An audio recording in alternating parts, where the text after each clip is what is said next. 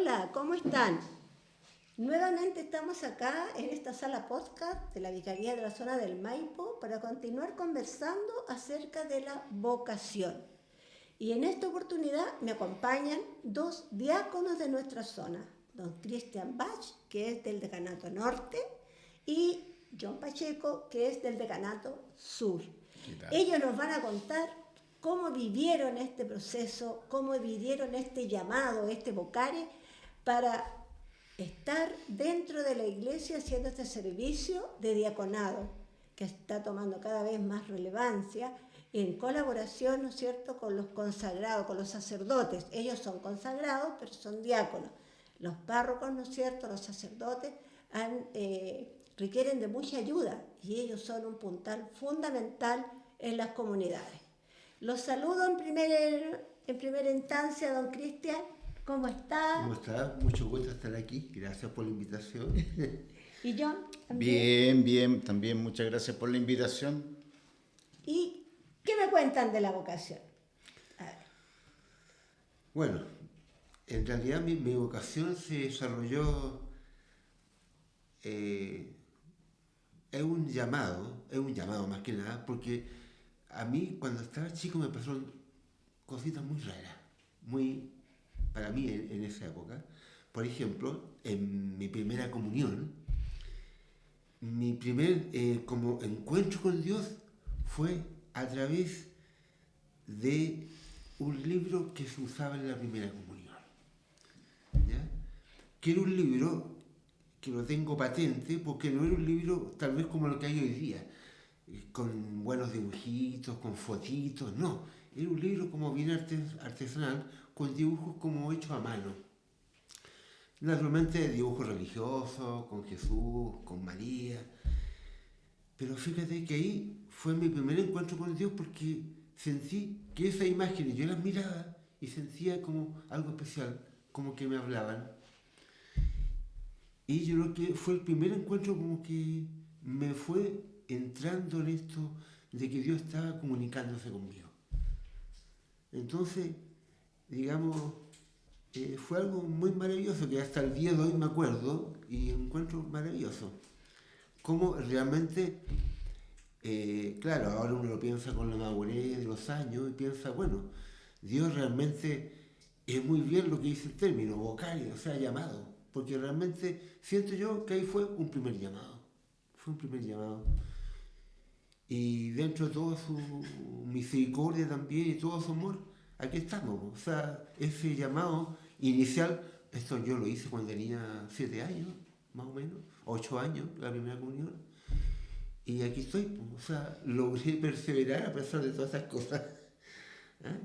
Con todas las contingencias también del tiempo, pero efectivamente ese llamado no se me olvidó nunca más. Qué bien, qué bien. Y la palabra ahí, a perseverar. Perseverar, yo creo que esa es la clave, perseverar. Y estar abierto al Espíritu. ¿Y tuya? Cuéntame. La mía es una vocación más tardía. No tan niño como Cristian. La vocación mía empieza cuando mi hija mayor, que ahora tiene 30 y tantos, quiso iniciar ella el proceso de primera comunión. Ya, perfecto, fuimos con mi señora a inscribirla y yo pensaba que esto era de las señoras nomás. Y un día mi señora me dice, mira, la cosa es bien simple, si tú no nos acompañas, yo no sigo en este proceso. Así que empezamos a participar, me gustó. Yo siempre me pregunto de dónde saqué muchas cosas que uno responde, sabe, conoce de la iglesia y creo que en cierto modo se lo debo a mi padrino, a mi madrina, a mis papás, que de alguna manera ellos fueron sembrando una semilla. Se demoró mucho la semilla en florecer, pero cuando ya mi hija empezó en el proceso, al primer año ya nos pidieron ser catequista, empezamos con el proceso de ser catequista, después pasó el tiempo, nos llamaron a hacer otros tipos de catequesis, ministro de comunión, hasta que llegó el padre Miguel Jovan, y yo estaba en un proceso de pedir una carta a Miguel Jovan para entrar a la escuela de la pedagogía, y te pedían una carta del párroco, y él me dijo no. yo no te voy a firmar ninguna carta, yo quiero que tú seas diácono. No, pero es que yo quiero estudiar pedagogía. No, yo quiero que seas diácono. Y viene y pesca el documento y lo tira por ahí. Y me dijo, no, si no es diácono, no te firmo nada. Se enojó el cura. A la semana siguiente, ya vos padre, tengo que presentar la carta. Ya, me dijo, tú terminas esto, la pedagogía, y te metes para el diaconado. Entonces, ahí está el llamado. De alguna manera viene por la familia, viene por un sacerdote que se fija en ti, pero de alguna manera uno también, en el proceso de asistir a la misa, de participar en la iglesia, se va fijando en personas. Yo me acuerdo mucho, y lo tengo muy grabado, Guillermo Moila, por ejemplo, que fue un diácono, que en paz descanse, que participó mucho dentro del Decanato Sur y dentro de la vicaría, y le daba mucha vida a lo que era la vocación de nosotros. Nos invitaba, nos sumaba, él me invitó a participar en el área de formación de la vicaría. Entonces, de alguna manera, el llamado viene por muchas partes, y quizás muchos pensarán, no, pero que ya soy muy mayor para esto, y quizás no para ser diácono, pero el llamado también se da en la vida común, en tu matrimonio, en tu vocación de catequista, en tu vocación de ministro de comunión, ayudándolo en ayuda fraterna, en cualquier parte tu vocación está presente. Y la vocación es un llamado, pero un llamado a ser Cristo en el otro, de poder de alguna manera transmitir lo que tú has recibido gratis y tú has recibido con amor de otras personas, poder transmitirlo a otros. Y eso es bonito, es súper llenador, es súper importante en la vida de uno. Es maravilloso. Ahora, en este transcurso de este tiempo, ¿no es cierto? También han visto ustedes cambios dentro de las comunidades, porque tú eres del Decanato Norte, del más de la claro. Divina Providencia, tú eres claro. de San Matías, San Matías. ¿ya? Entonces Bajos de Mena, que son realidades distintas, pero ¿hay algo en común dentro de las comunidades norte-sur? ¿Hay algo en común? Bueno, yo creo que lo que sí hay en común siempre es, con el paso, por ejemplo, de los tiempos, como tú bien dijiste, la gente necesita también, si bien personas que sean como dedicadas, como consagradas a lo que hacen, la gente necesita esa ayuda espiritual, necesita ese acompañamiento. Entonces creo que eso, la necesidad está instalada, yo creo que en cualquier parte. A lo mejor tu realidad podría ser más grande, más necesaria que la mía, puede ser. Yo vivo en un sector un poquito mejor, pero no por eso la gente no necesita ayuda espiritual, no necesita acompañamiento. Entonces yo creo que por ahí también uno se da cuenta. Yo también, antes de ser diácono, era ministro de comunión y visitaba muchas casas y me daba cuenta también cómo la gente en esos momentos de soledad, de angustia, de enfermedad, se sentía feliz con solo que estuviera ahí, que escuchara, nada más. Entonces ahí eso también va floreciendo y diciendo, bueno, no necesitas ser una gran persona, un gran conocimiento, no. Necesitas estar ahí, con la ayuda, con la gente, con la palabra. Entonces, eso también ayuda a que fomente tu vocación. Fomente tu vocación. Porque también, en el fondo, hay una necesidad también y un deseo profundo de ayudar, de escuchar. Entonces yo creo que por ahí también la gente misma te va dando muestra de que sí, efectivamente, tú puedes ser necesario ahí, en esa comunidad, en esa pastoral. Gracias, Cristian. Yo creo que sí, yo participo en la parroquia San Matías, 9 comunidades, es uno de los espacios, yo creo, de Puente Alto con mayor densidad demográfica, mayor cantidad de personas en menos metros cuadrados. Las necesidades las carencias son muy altas. Hay mucha gente que está necesitada de alimentos, necesitada de cosas básicas. Hay mucha drogadicción, prostitución, hay muchas cosas que son oscuras dentro de donde yo vivo.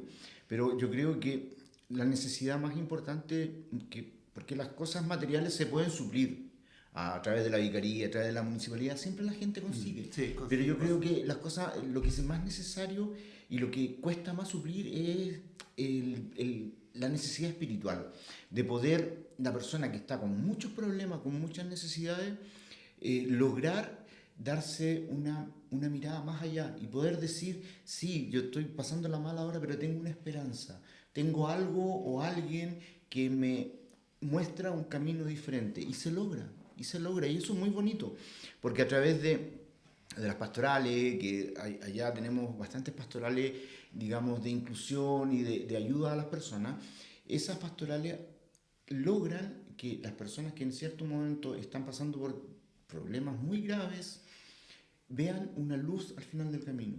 Y eso también es esperanzador. Yo creo que las realidades de las iglesias, podemos decir de un sector un poquito mejor, más acomodado, siempre van a ser las mismas. De hecho, una vez estuvimos en la escuela del decanato acá en la Mate, y habían chiquillas que eran de la Natividad del Señor. Y allá en ese tiempo no tenían ayuda fraterna y no sabían qué era lo que era la ayuda fraterna. Pero resulta de que conversando con ella nos dimos cuenta de que había igual gente que podría tener necesidad de trabajo, que estaban sin trabajo, que tenían necesidad. Entonces, muchas veces la pobreza se esconde detrás de la puerta y no la vemos, no logramos encontrarla. Pero a través de nuestra visita, de nuestro estar ahí, de que nos conozcan que somos el de la iglesia, que muchas veces es el caballero de la iglesia, muchas veces nos dicen así, logramos entrar en lugares que muchas veces la necesidad es muy grande. Y la palabra que llevamos, el aliento que llevamos, hace, como te decía, ver al final del túnel una luz de esperanza. Y esa luz es Cristo. Y también a propósito de esto, a mí me ayudó mucho también en la vocación el hecho de que uno visitaba personas y, por ejemplo, visité varias veces ancianas, tenían 95 años, 100 años, y la verdad que varias de ellas me recitaron oraciones larguísimas, que la verdad que yo creo que no me acordaría. Por lo menos 5 minutos recitando, y se las sabían de memoria. Entonces es una cosa de decir, pucha, qué maravilloso tener esa oportunidad de escuchar gente que tiene esa fe. Porque la verdad que también viví en un mundo en el cual la fe está bastante, cierto, decaída. Pero encontrar gente con esa fe y esa edad, y con su enfermedad y encima, y como dices tú, con esa esperanza, la gente tiene mucha esperanza, lo encuentro fantástico, y eso reafirma más la vocación todavía, de que tú tienes que estar ahí apoyando, ayudando. Estamos en un periodo de la implementación de las orientaciones pastorales, ¿no es cierto? 4 orientaciones que, tal como su nombre lo dice, quieren orientar esta iglesia, este pueblo de Dios que peregrina en Chile, diría el Papa. Y yo les quiero hacer dos preguntas. Primero, ¿cómo ven ustedes esta esperanza que nos transmiten las orientaciones pastorales? ¿Cómo hacerlo concreto en las comunidades? Y a la vez, ¿qué mensaje le entregarían ustedes a nuestra zona, a las comunidades de la zona del Maipo? ¿Qué podemos, cómo podemos llegar? ¿Cómo podemos, como dices tú, la fe como que está un poquito decaída, ¿no es cierto? La esperanza a veces también. ¿Cómo que podemos hacer? Porque nos han invitado, ¿no es cierto?, el Papa Francisco a Iglesia en Salida, ¿ya? ¿Cómo salir? ¿Cómo salir de nuestro espacio, para no balconear la vida, como decía él? Y a la vez el Papa León, que también nos orienta a reforzar nuestra fe y a la vez nos llama a mucha paz. ¿Qué me tienen que decir al respecto? ¿Complicado? Más o menos. Más o menos. Más o menos. Bueno, yo creo que, por ejemplo, hay una cosa que me llamó mucho la atención y creo que tiene relación con todos nosotros. Y es que nosotros no tenemos, primero que nada, no tenemos que ser con cara de vinagre, no tenemos que andar con cara de vinagre, como decía el Papa, ¿cierto? En esa encíclica. Eso es lo primero. O sea, no solamente nosotros, en general los agentes pastorales. Porque muchas veces se transmite justamente un poco lo contrario, que andamos más amargados, y andamos alegando por esto, alegamos por lo otro. Creo que hay que tener en ese sentido más esperanza. Y eso también yo creo que se transmite a la gente. Y creo que lo demás es un poco costumbre, porque yo creo que a la gente, o sea, a la gente que participa en la iglesia, justamente le cuesta salir, porque está acostumbrada. Y bueno, aparte que las veces que uno también ha ido a la visita de las casas, no siempre es fácil, eso es verdad. Y posiblemente más de algunos de nosotros ha recibido mucho rechazo también, mucha crítica, mucha rabia con la iglesia. Y la verdad que no es fácil enfrentarse a eso. Entonces yo creo que por eso, en cierta forma, lo frena esta salida. ¿No? Pero yo creo que ahí está. O sea, el deseo para mí y la motivación tiene que ser más fuerte. No queda otra.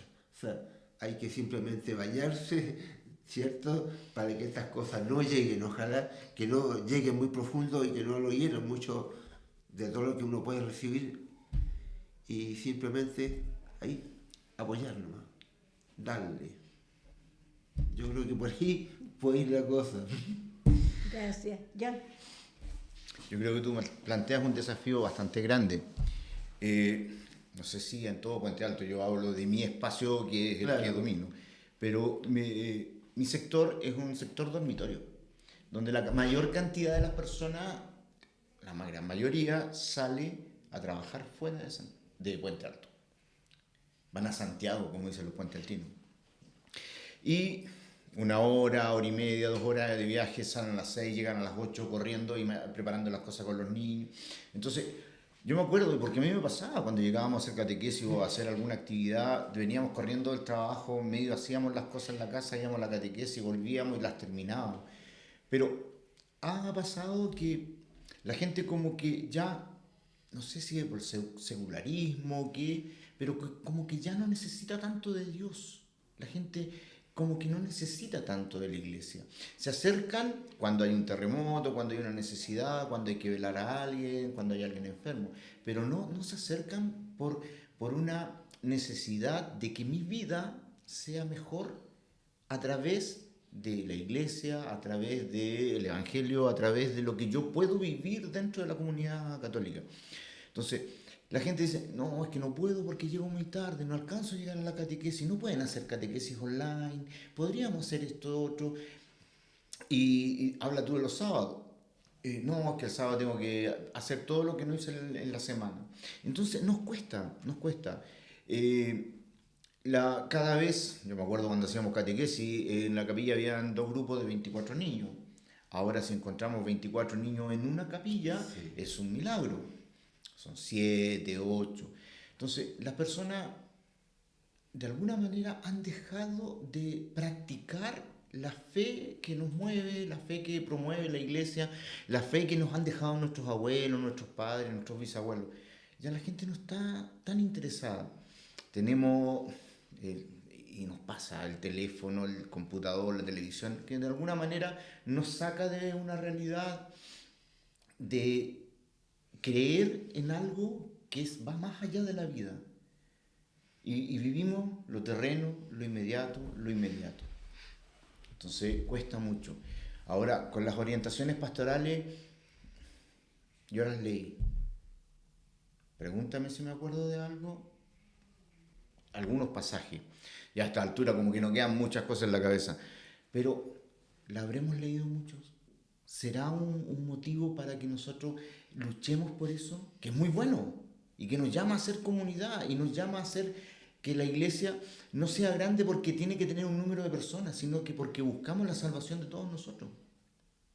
Entonces, en ese aspecto yo creo que es un desafío muy grande y luchamos todos los días por ese desafío y cada vez que tenemos consejos pastorales en la parroquia tratamos de ver cuáles son las necesidades que tenemos, cómo podemos arreglarlas, pero se van dando especialmente, como te digo, la traba de la distancia que tenemos, que somos un espacio dormitorio, va apagando las comunidades. Hay algunas que son muy fuertes y tenemos comunidades que van 4 o 5 personas a la misa. Entonces, cuesta llevar un mensaje esperanzador en esas condiciones. Sí, y lo que tú dices, John, es muy claro, porque yo también, bueno, a lo mejor tú también lo has percibido así, en el sentido de que cuando uno le pregunta a la gente, por ejemplo, en una reunión, bueno, ¿qué opinas tú de tal cosa? Pero la gente no habla desde sí, habla desde afuera.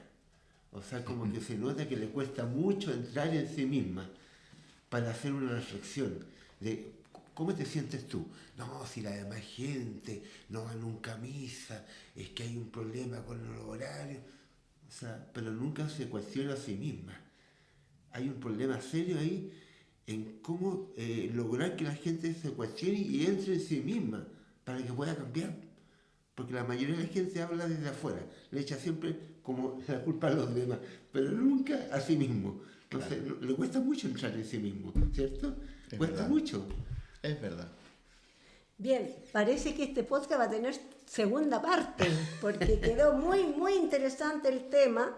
Vamos a dejar invitados desde ya a nuestros diáconos, porque muy enriquecedor lo que nos han dicho y desde la realidad. Así es que le agradecemos a don Cristian, le agradecemos a John que hayan tenido la gentileza de venir hoy día a estar con nosotros. Y como les digo, los voy a tener que invitar de nuevo, porque si esto cuando ya esté en las redes sociales nos empiezan a decir dónde está la segunda parte, esto es bueno. Porque no fue bien. significa que la gente para estar bien. Así que yo te invito a que nos hagas una pequeña oración justamente llamándonos a esta esperanza que de repente está tan alicaída. O sea que yo trabajo en la protectora de la infancia y ahí mes a mes hay un valor que se va trabajando y es un valor Sí. transversal para todos los estamentos de la protectora, que son muchos. El próximo mes nos toca la mansedumbre. Y la mansedumbre lo estuve viendo y trabajando, era cómo desde mi realidad, desde mi ser personal, logro abajarme tanto para que el otro pueda tener una relación conmigo y a través de mí con Dios. ¿Cómo lograr? Puedo ser el ingeniero más grande, el doctor más grande, no sé, profesor, lo que sea. Pero ¿cómo pongo mi ser, todo lo que yo soy, al servicio del otro para que ese otro a través de mí vea a Dios? Y creo que es un desafío súper grande que nos pasa a todos los agentes pastorales, a todos los evangelizadores. Nos pasa cómo lograr que el otro a través de mí vea a Dios. Y como desafío plantearlo y poder hacer oración con eso. De poder decir que yo estoy al servicio de la iglesia, que yo estoy al servicio de Dios. Pero si no estoy al servicio de mi hermano, no tiene ninguna finalidad mi vocación. Mi vocación es para que a través de lo que yo soy, de lo que yo quiero, de lo que yo espero, tome de la mano a otros y juntos caminemos hacia el Señor. Pedir que eso se haga realidad y que podamos ser evangelizadores, agentes evangelizadores en nuestros lugares, que podamos llevar palabras de buena voluntad, que mostremos la cara amigable de Cristo. Y que Dios nos bendiga, el que es Padre, Hijo y Espíritu Santo. Amén. Amén. Muchas gracias por la invitación, Muchas Isabel. gracias por la invitación. Muchas gracias.